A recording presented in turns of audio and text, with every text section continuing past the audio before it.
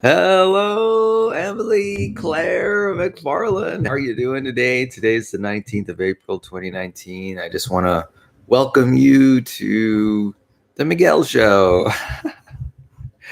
I don't have a name for this show other than it's not really a show. It's mostly a conversation. At least that's how I like to think about it. In my mind, this is a conversation between you and I, between father and daughter. And so there's no show. It's just me. So I'm looking forward to going to the Springfest, the Lompoc Springfest. Probably I'll go on Saturday. I've got a meeting between 2 and 4 o'clock p.m. Saturday afternoon, but I think I'll be able to hit the carnival, say, early, maybe even like 11 o'clock at Ryan Park for the Springfest. And I think the carnival goes most of the day. It goes all the way till like 11 to 11 o'clock p.m. So that's 12 hours of carnival rides. I'm fine with taking a break between, say, the hours of 2 and 4. I get to visit a friend of mine.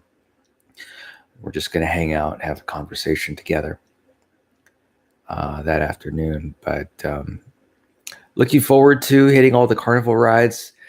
I'm thinking about what carnival snacks I could get.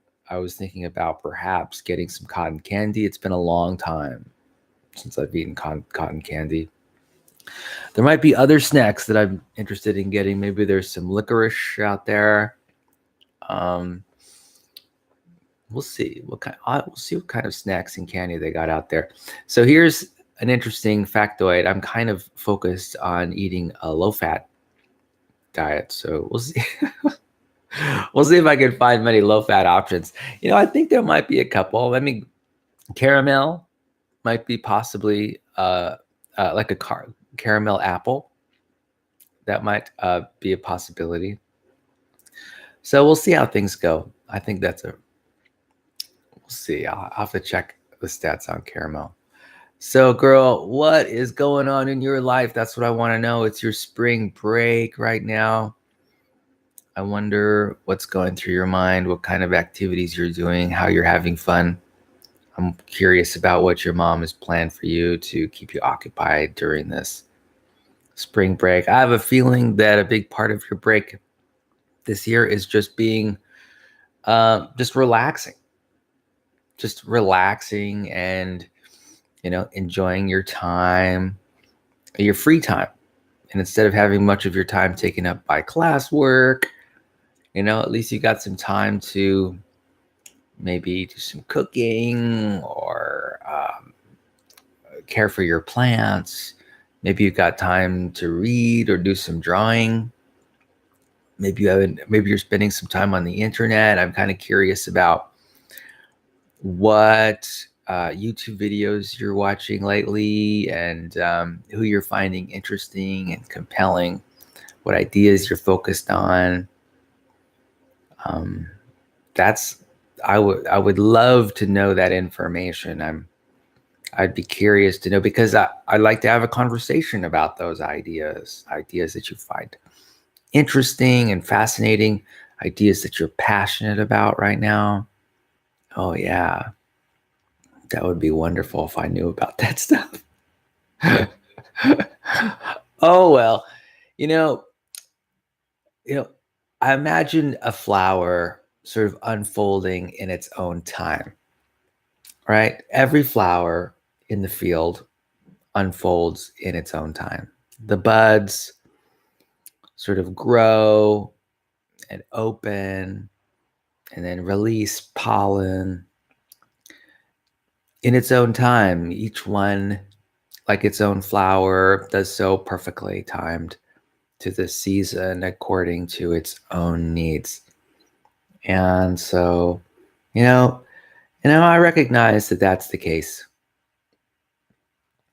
And it's happening, the unfolding is happening perfectly.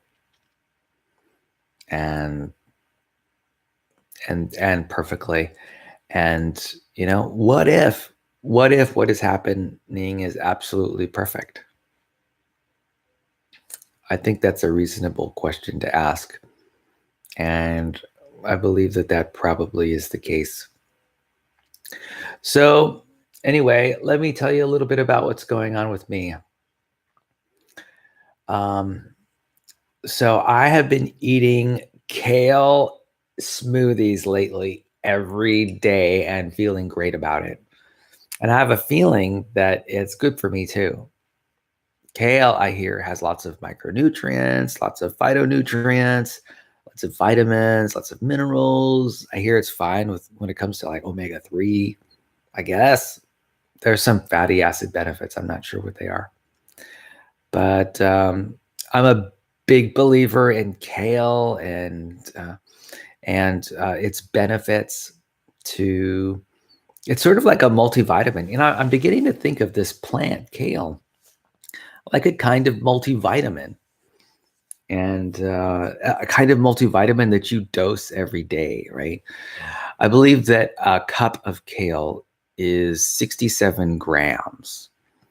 And so I'm trying to get 67 grams of kale into my smoothies every day. And, you know, that much kale is only about 30 calories. So it's not that many calories. And it's in fact, the thing about kale too is that it's really inexpensive. It doesn't cost a lot of money. In fact, the costs of kale are like really low. I bought a bag of kale from Trader Joe's earlier this week, a whole bag for like $1.39. They're practically giving it away. They're giving it away. You know, I'm so glad. I mean, to live in a world that's essentially giving away its most nutrient dense food in a popular grocery store is, I mean, do I live in heaven? I must live in a dream world where everything that I want and need just arrives when exactly at the time I need and want it. So isn't that amazing? I mean, I'm just like, wow, this is great. And so, I mean, if I think of kale as being a multivitamin, which I think it is, I mean, I think it's probably a better multivitamin than even multivitamins. Think about it. Now, I may not say get my recommended dose of vitamin B12, right? And I may not get some other chemicals like what wouldn't necessarily be in vitamin in kale. I don't know, but I think kale goes a long way to being maybe nature's best multivitamin. And thankfully, I have a blender. For a long time, I didn't have a blender. I picked up this blender a couple years ago, and I love it. Um, and I'm just blown away by the fact that it's so inexpensive. And I can just pack my fridge with bags of kale. And I think I'm going to do that. One thing I have been noticing, and I don't know if this is um, sort of a placebo effect, but I believe I've been feeling better. That's right. I believe that my brain has been more alert recently. Now, I do have a hypothesis about it. I think the kale is rather high in some B vitamins. And I think that that is possibly causing the additional, 10% increase in alertness. So maybe that could possibly be it. I'm hopeful that that is the case. But in order to be sort of more assured of that fact, I think what I might have to do is just stop eating kale for a couple weeks and see if I return to baseline levels again and see what that's like. But then I was thinking to myself, Why do that?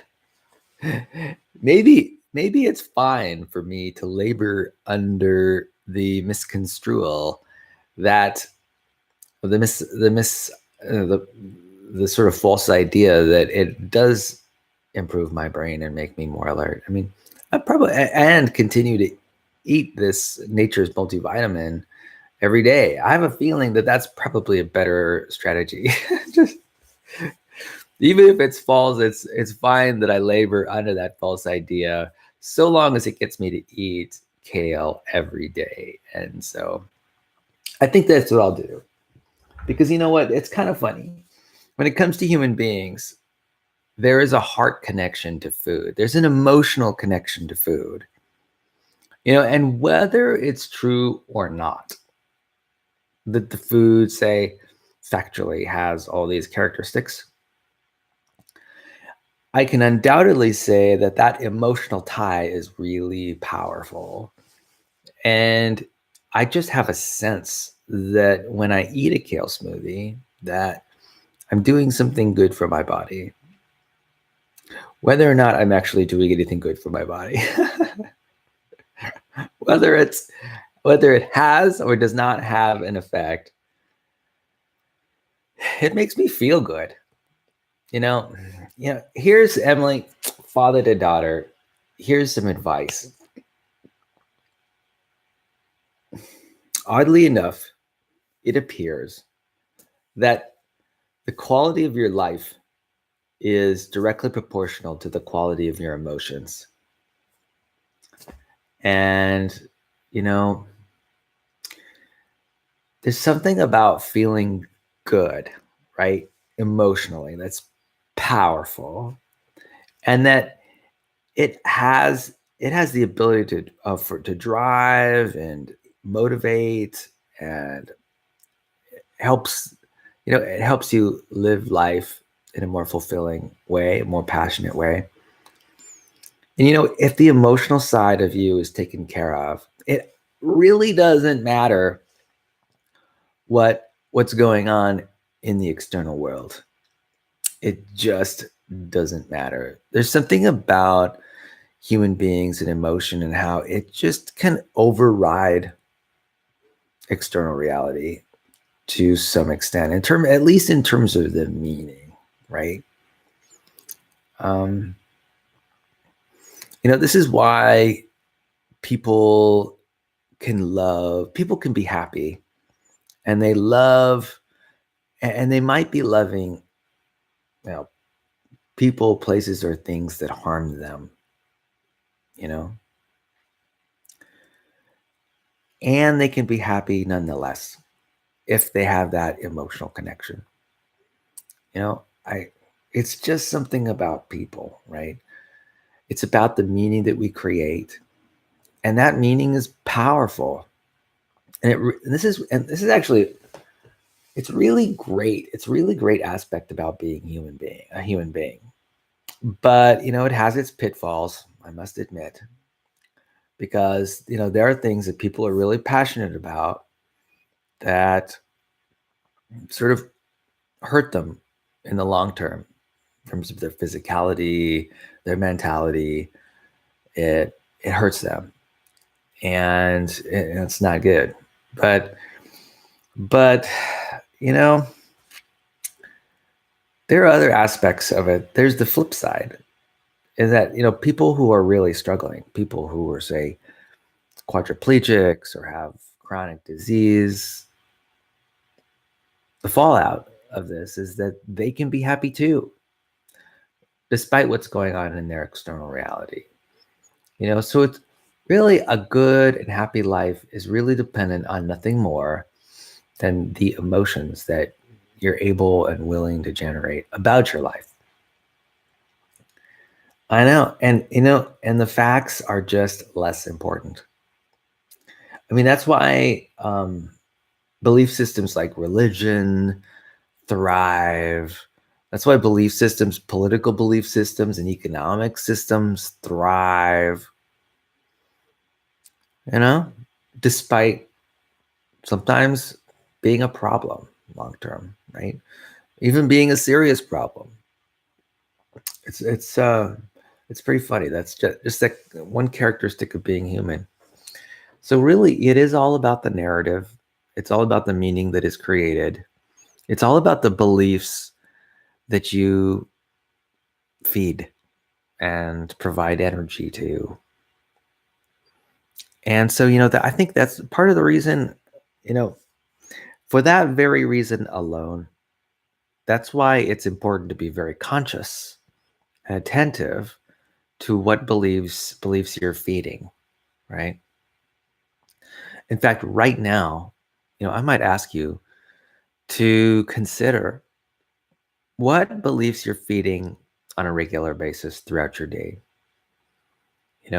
Chances are you've got a lot of automatic thoughts that are occurring to you. What are the basic beliefs that are giving, um, that are creating these thoughts? What beliefs are you supporting through your automatic thoughts? Are these beliefs and belief systems beliefs that you care about, that are important to you, or are they just incorrect for some reason? The wonderful thing about being alive is that you have the freedom to choose which beliefs you support in any moment. And you have the ability to actually decide what beliefs you are going to support. And you can use your brain to establish the beliefs that are important to you and the ones that you want to support. So all I'm asking for you is that you do this consciously. Don't just fall into the habit of feeding any old belief that happens along your path that you receive through the media or through the books you read or through the people that you're around, like your family and friends. I'm asking you to choose the beliefs that you feed every day. And I would like you to choose those beliefs consciously. So here's how. So choose a singular belief that you believe is important in supporting. So take that phrase, right? That statement. And imagine you're placing it in front of you into some bucket. Let's say it's like a waste can or something like that. You're going to be feeding that belief. You're going to be supporting it with ideas. And then, in the present moment, ask yourself what's going on that might feed this belief. And, if, let's say you want to support the idea that you want more peace in the world. So what you might do is in your regular everyday experience, as you examine your external reality, look at the things around you in your environment that give you peace. Maybe it's the shape of a banana. Maybe it's the green color of a plant. Maybe it's the sky and how gorgeous it is. So use your mind to come up with how these things around you create more peace, and then metaphorically put them into the bucket, right? Into that peace bucket, and just start creating, start adding, start feeding that belief that you have peace in this moment, and just continually do it throughout the day. And every once in a while, examine inside the bucket, at those ideas. Like, oh yeah, an hour ago I thought that the plant was helping me be more peaceful, or the sky was helping me achieve greater levels of harmony with nature, and that was peaceful. So review, summarize these ideas throughout your day, about what is contributing to peace in your life. And that focus, not only the conscious choice of what belief is in the basket, but also the conscious choice of scanning your environment for areas of your experience that bring you peace, and then metaphorically put those ideas into your peace bucket. And that is how you support and feed beliefs.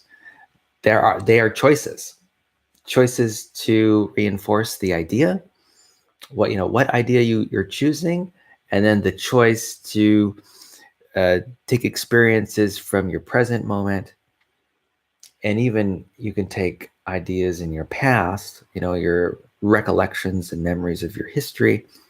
Ask yourself what gave you peace in the past, put those in the bucket. Think about the future and your predictions for the future, and then ask yourself what things will bring you peace in the future, and also add those to your bucket. So you've got this timeline view where past, present, and future, you're just adding to the bucket all the areas in your life that bring you peace.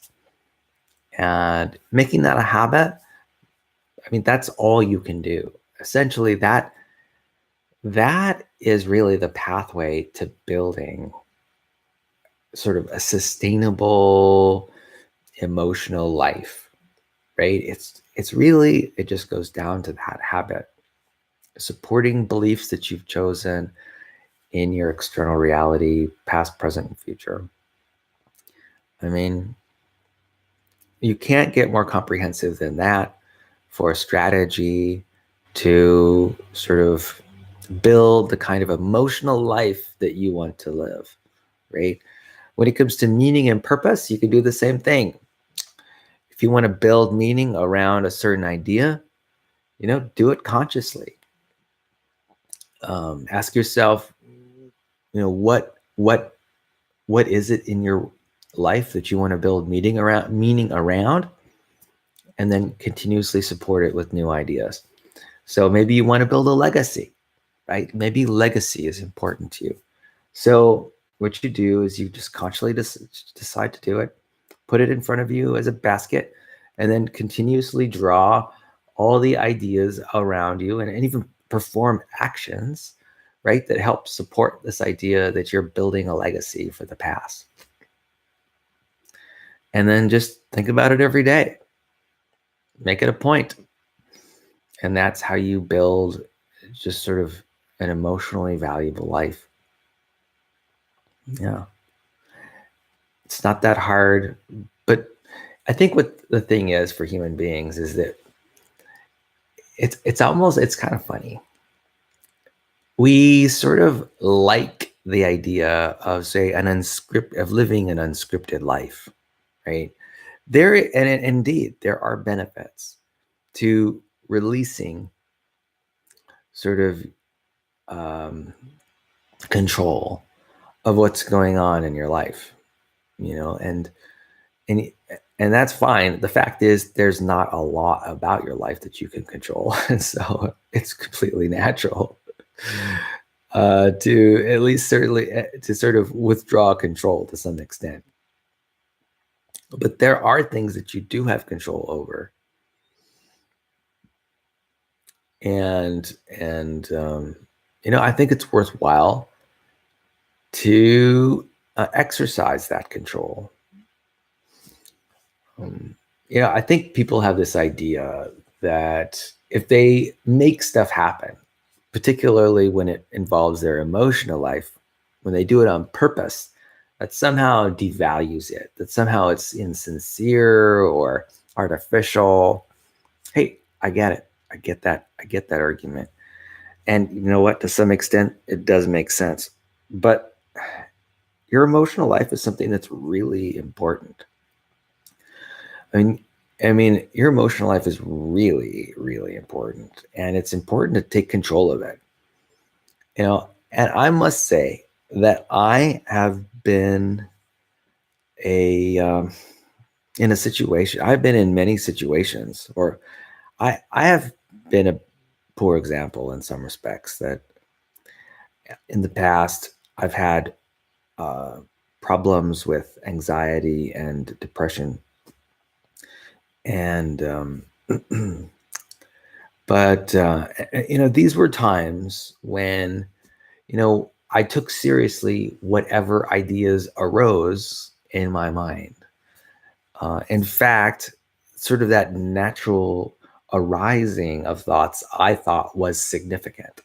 Because an idea I was thinking, and this is erroneous thinking. I was thinking that, if an idea was sort of, say, in the forefront of my attention, that it had merit. For some reason, I grabbed hold of this idea that any idea in my field of view and in my attention, if it was there for a reason, and it was there for a good reason. And I think that was a very serious mistake, at least when it came to, say, maintaining good levels of mental health. Just because an idea arises in your mind, or just because it shows up on the news, or just because it shows up in a book or in conversation with another person, or even just because you mention it, because it just happens to be on your mind, that somehow that idea is worthwhile or significant or has merit. I want to discount that idea. That is, I would say, 80% of the time, not the case. 20% of the time, yeah, there are some things that show up in your mind you should probably be paying attention to. Maybe they show up in your reality, but I would say that much of the content of your mind is superfluous, automatic, nonsensical, irrational, vague, erroneous. And this is normal. This is normal human brains when they're operating. There's a lot of static. The human brain is not perfect. People have 40 to 60,000 thoughts a day. And I would guess that probably 80% of those thoughts do not cohere with reality. 20% do. But I would guess that about 80% don't. That there's a lot of thoughts that are misrepresenting. Maybe they're too abstracted. They are the products of creative brainstorming and ideas that are not useful. The human brain is just constantly coming up with ideas and connections and integrations, and not every one of these ideas have merit. And in fact, many of these ideas really ought to be dismissed on their face. The human brain has been developing over millions of years. Well, certainly over millions of years. And it's not a perfect specimen yet. It's just not perfect. And not every idea is worth talking about. Not every idea is worth speaking or saying or meditating on. A lot of ideas are to be chucked away, In fact, I think that's part of what our brain does at nighttime. It sort of pares down the content of the day and throws away a lot of stuff. We wake up clear-minded, right? There's a lot of pruning that takes place. And I understand that this is part of evolutionary adaptation, right? It makes sense. Apparently, over the millennia, it has been useful for brains to come up with lots of integrations of the ideas, just throwing them out there.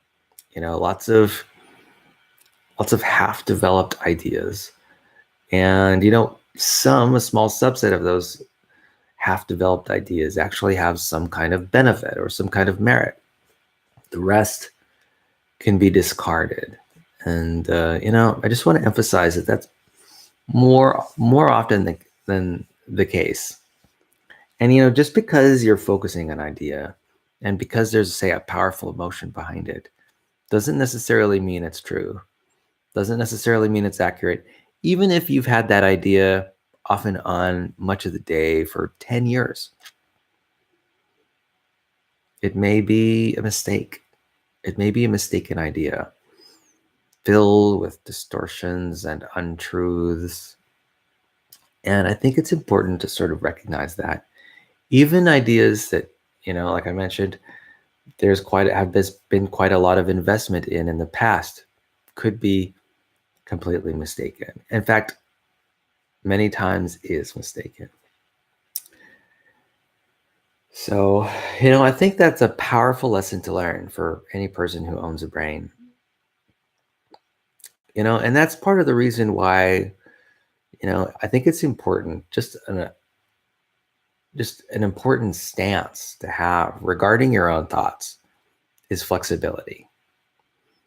Anytime you see rigidity in any ideas, I think a yellow flag ought to be raised, one that sort of makes one more willing to scrutinize the idea. It's important to be skeptical, particularly when you run into inflexible thoughts. And in fact, inflexibility is really a good indicator of what I'd call under-resourced thinking. Anytime you are in a state where you don't have enough resources, quite often what happens is rigidity starts to set in. And when that rigidity sets in, that could set you up for lots of emotional pain because, life isn't the way you want it to be. That's when the shoulda, the woulda, shoulda, coulda ideas begin to arise and have more and more force. Anyway, I guess I've made my point. So I might as well go into what this video is about. I titled this video, "Have you dreamed of flying, falling, or running?" And describe your most vivid memory of one of these dreams. So let me take a moment to go into my past dream, memories of my past dreams, and tell you about examples when I was flying, running, or falling. So the dreams that have been most powerful to me that relate to flying, falling, or running really happened when I was younger. They happened when I was a teenager, and say in my early and late 20s, early, mid, and late 20s. For some reason, I don't necessarily have those dreams of falling and flying much anymore. Now, it may be that I've just lost interest in the idea of dreams, because I know that there are people who have developed disciplines related to remembering their dreams and writing them down. And over time, you become more adept at noticing them and remembering them. And people have dream journals, and they get together and they talk about their dreams and interpret their dreams, derive meaning and growth from their dreams. I have not necessarily done that. I haven't sort of exercised my skill at resurrecting my dreams and talking about them and thinking about them. So as a result, I tend not to remember my dreams. And if I do, I remember them for only a short while, and then I forget them again. But I do recall having a number of dreams in the past that were recurring and that involved falling, I think.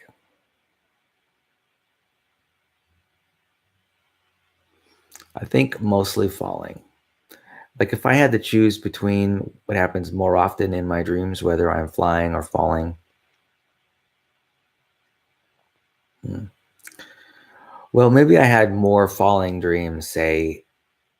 I think maybe I've just done more falling than I have done flying.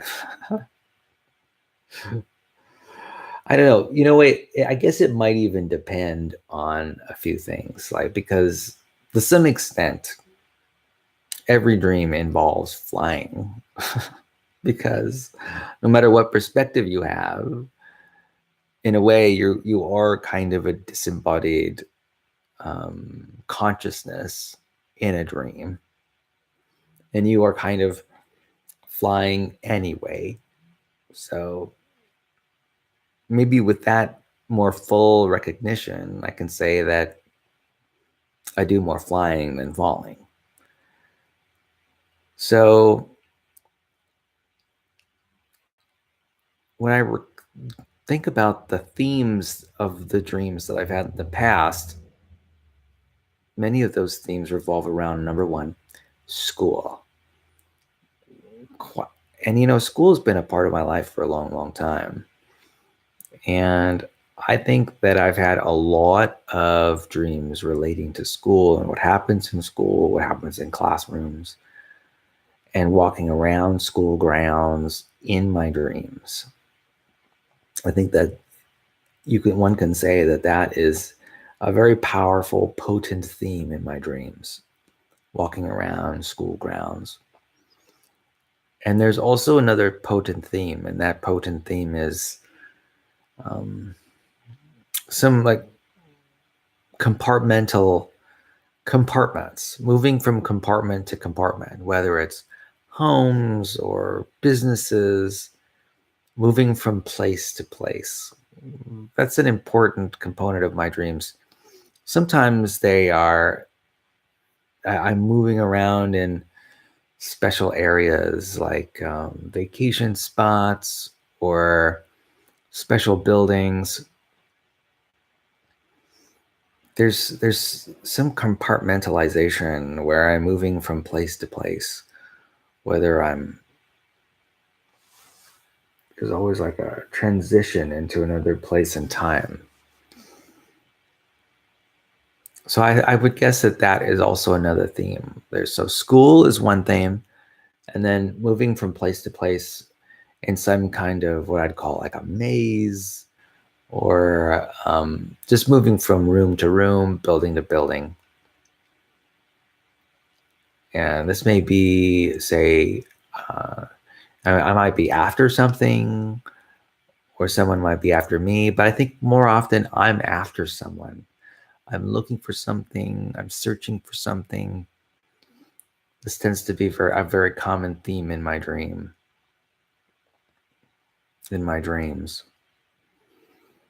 I think my dreams, instead of being, say, fearful or sad, I think what happens mostly is that interesting things tend to happen. Not like supernatural things, but it may be like surprises.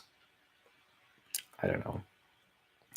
The fact is, it's been a long time since I've had a dream that I remember throughout the day.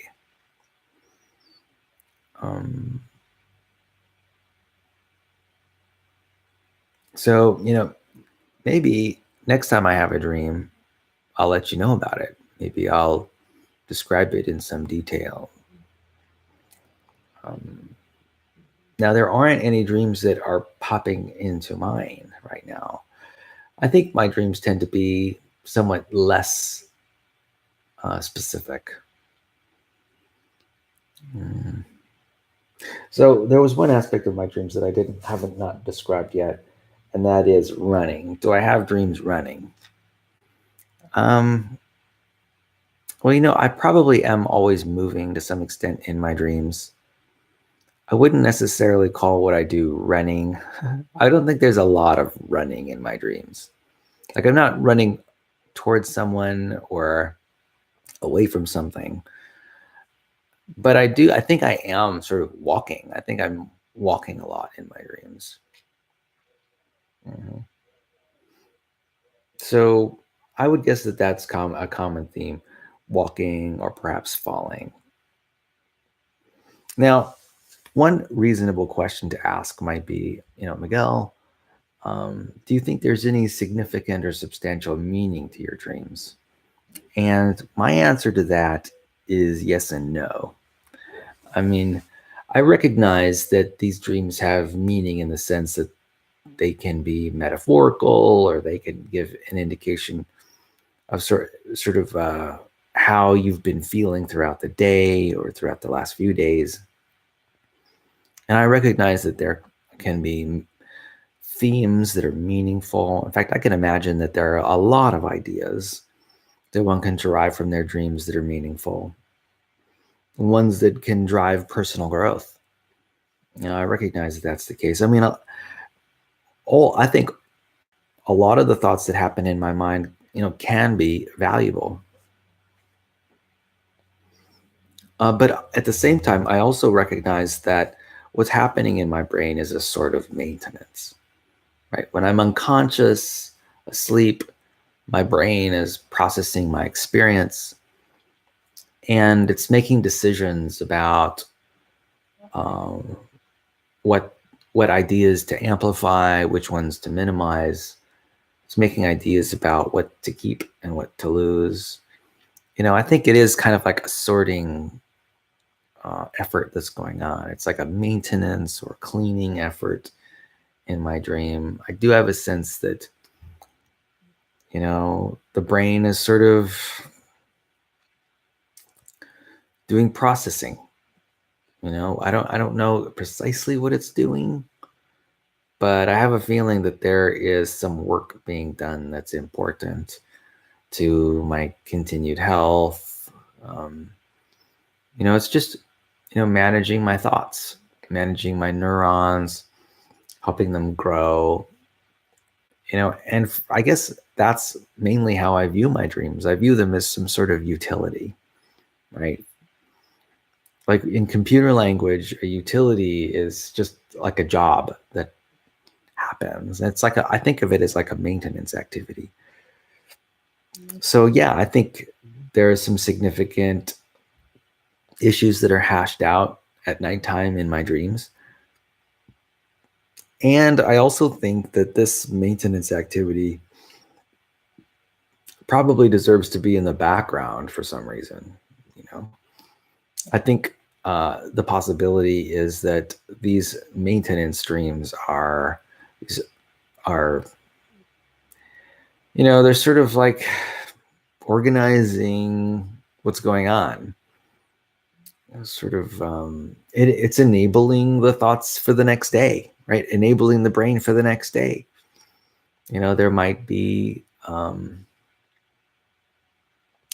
so, do I think that there is some significance that's sort of invaluable? Well, there might be a few invaluable ideas. But I also think that it's probably the case that most of my most valuable thinking happens while I'm awake. I would say a good 90-95% of my most valuable happens when I'm thinking. What happens when I'm awake, and then maybe there's maybe 5% of my thinking at nighttime in my dreams that could be very valuable. And I guess that might be part of the reason why there's this lack of focus on my dreams. Yeah, I think that they could possibly be very meaningful. But I also think that a good portion of my thoughts, the most healthy, active, focused, detailed, accurate, useful thinking happens when I'm awake. And so I think I do, to some extent, perhaps actually devalue the, say, detritus of my maintenance thinking that happens at nighttime. So I guess that's my particular bias. Anyway, Em, thanks for sticking this out with me and being here while I discuss my dreams of falling, flying, and running. And I hope that you have an amazing rest of the week. Today's Friday, and I'll be doing my Friday things, whatever those are. I'll be heading to the gym, be going to work, doing all the typical stuff I usually do. And then tomorrow, I think I'll hit the carnival. I might possibly go on a trip tonight to the carnival to check out the rides and maybe take photographs with my camera. That reminds me, I probably want to charge my camera's batteries. So anyway, I hope you have a wonderful day today. I hope you have a wonderful rest of your spring break. I hope you got my Easter card that I sent to you a couple days ago. If you haven't, it'll probably arrive in the mail today. And so I want you to know that I love you. I cherish you. I think that our relationship is valuable. And I hope that I can do a good job being a resource for you and helping you reach your goals. I'll talk to you later, girl. Bye-bye. I love you.